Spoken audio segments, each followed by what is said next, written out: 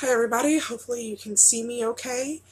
This is me because I have some exciting news. Well, it's exciting news for me and I'm pretty boring, I guess, apparently. So, anyway, um, I have some potatoes that are sprouting and I'm going to be planting those the very beginning of May so that I can, they'll be ready to get in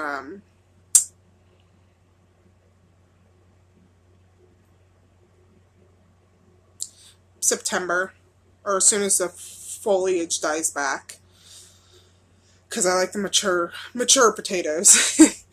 Now, with potatoes, you want to wait until the ground generally is supposed to be about 45 degrees for them to be able to really grow. And like I said, it's about 70 to 120 days for maturity, depending on the potato. Most of them take closer to the 120 days, or at least 3 months, I've noticed. So sorry, I'm really tired. It's late for me. It is. It's 11:04.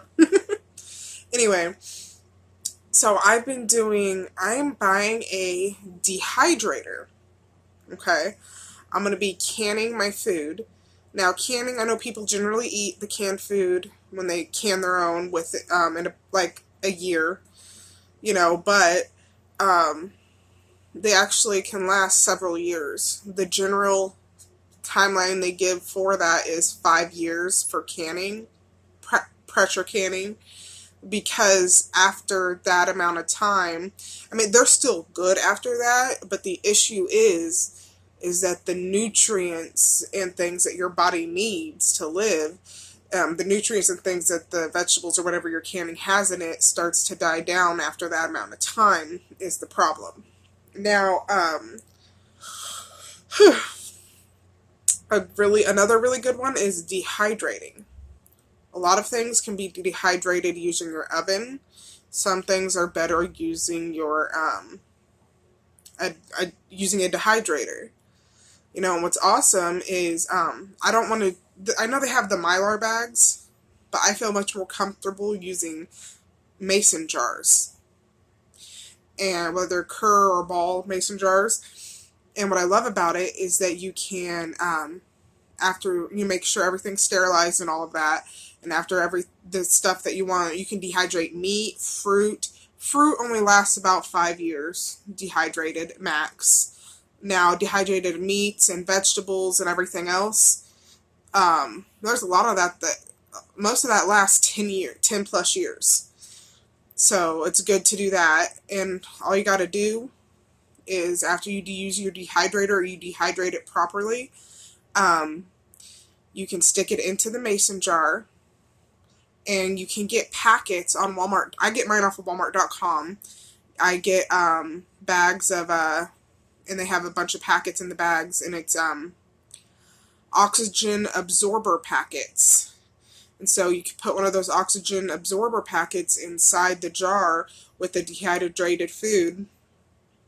You put the lid on and then you twist the other thing on and make sure it's all on there tight and good with the dehydrator packet inside. And shit, you can eat that in 10 years down the road. And with meat, you can, to rehydrate it, you just put it in a little bit of water. You don't want to do too much, just enough for the meat to soak up, but you don't want to overdo it. And then fruits are good for just snacking on, eating, or putting into your breakfast, like oatmeals. And it'll hydrate itself back up that way, or parfaits, tons of different things. Now, I'm going to be doing this next month. I'm going to be doing a lot of dehydrating food because I need to get my stock up going for the next 10 plus years. Sorry.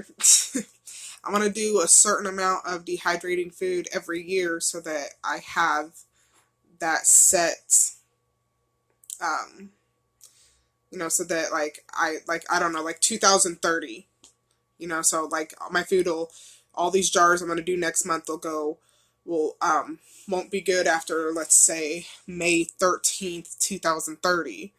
Okay, I'm going to do some more dehydrating in May of 2021, and that certain amount will be good, won't be good after, will be good until like May of 2031, shit like that basically.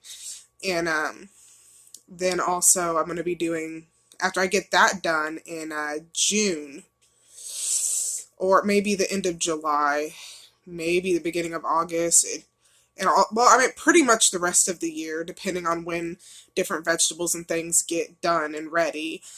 And also, I'm going to be doing like meats and fruits. I'm going to be regular canning along with dehydrating all throughout the summer. The fall and early winter will be all my other vegetables, or the end of summer. Like potatoes won't be probably until September. I'll have a video of that, of regular canning and dehydrating. But I mean, I'll cook them first before I dehydrate them, but I'll raw can potatoes in September as well. So, lots of different things. I'm going to get a huge stock up going. Next month, I'm literally getting, I'm going to have 48 32-ounce jars, and no, I'm going to have 24 32-ounce jars, and 24 16-ounce jars. No, 8-ounce. Something like that anyway. I'm going to have 48 jars to fill, and those are all going to be dehydrated food items. And then June, I will be doing the pressure canning. Now, I like the water bath canning easier, but that's more for things like fruits and jams and jellies and stuff like that. That's fine for water bath canning, but anything else really needs pressure canning, which tomatoes can be water bath canned because they're technically a fruit, even though I consider them a vegetable, but those can be water canned, or water bath canned, whatever. But everything else really does need to be pressure canned, and certain things have temperatures, or certain length times, and all that good stuff. So I make sure I have my booklet right here. I have all kinds of stuff written down in here for everything. When to harvest plants, when to pick them, recipes, exactly how to can each item: mushrooms, carrots, peas, peppers, sweet potatoes, how to can roast or venison, chicken raw packed, not for the dehydrating, but for regular pressure canning. You can do the raw meat, raw packing. I have it for chicken, strips, cubes, or chunks of, like regular meat, fish, ground meat or chopped, venison, all of that. Yeah, I have literally everything in this little thing. It wasn't supposed to be a scrapbook, but now it's my, I guess, homesteading book, kind of, because it's going to literally have everything I need in there. I just open this, flip through, and I'll find whatever I need somewhere in here, whether it's homemade shampoos, how to can something specific, uses for distilled vinegar, like all kinds of shit. And I'm gonna need another notebook before the end of the next week for sure.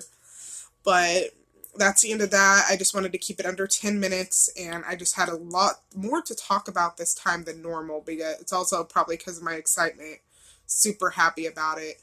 I cannot wait to get started, because this may go over a little over 10 minutes, sorry. I had a really hard childhood, okay? There's between being at home and in foster care. Sorry, being tired makes me teary. We went without a lot, and so that's part of what drew me. I'm going to do another video on that, because it's going to take a few minutes to explain, but I guess you'll see another video in like 12 minutes.